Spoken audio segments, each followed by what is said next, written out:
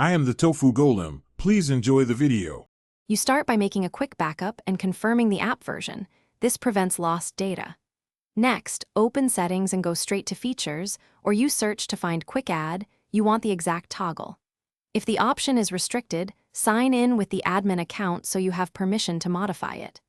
Once you see the Quick Add control, pause and verify that removing it won't affect synced devices. This avoids unexpected behavior later. You now disable the feature. Flip the Quick Add toggle off and watch for a confirmation message. After that, remove any shortcuts or widgets that still trigger Quick Add and check keyboard or gesture bindings so nothing re-enables it. Then clear the feature's cached data from storage or app management. This ensures stale triggers are gone. Once done, restart the app or device so settings propagate. This step finalizes removal and prevents intermittent reappearance.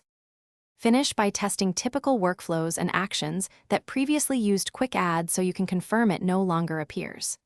If something breaks, re-enable only one related setting at a time to isolate the cause. This helps you find the dependency without undoing everything. If Quick Add reactivates persistently, check app logs, remove third-party integrations, or boot into safe mode to identify the trigger. Make sure to document what you change so you can restore. Thanks for watching. Consider subscribing if we helped you today.